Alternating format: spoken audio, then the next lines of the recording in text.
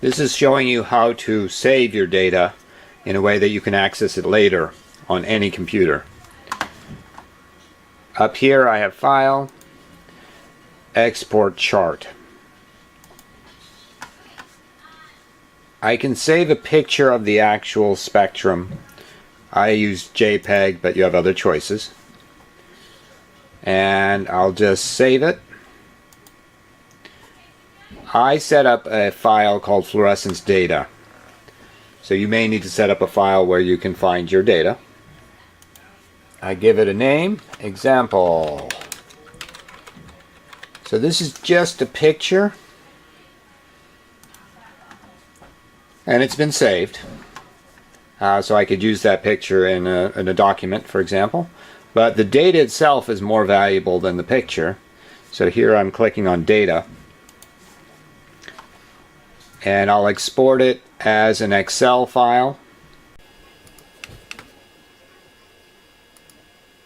And again, I'll call this example Excel data. And save. So it's been saved to the folder. I can go there now.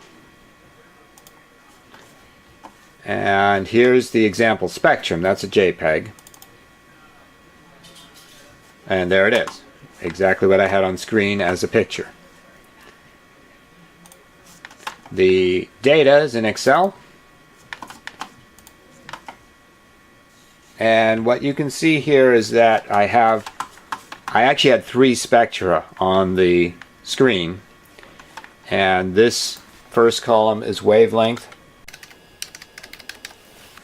And the second column is the fluorescence intensity at that wavelength.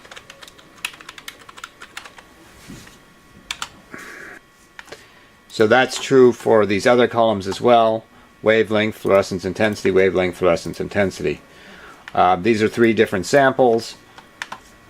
So you have all the data that you can manipulate. You can zoom in, you can subtract from each other, you can plot it any way you want with this Excel sheet. So that's how you save your data. It's very reliable. You can then upload your data to Google Drive or Dropbox. Here I've accessed the class Dropbox, and I can upload the file that I want, for example the example Excel data, and that'll do it. When you're done, log off. Be patient, the computer is rather slow, it's old.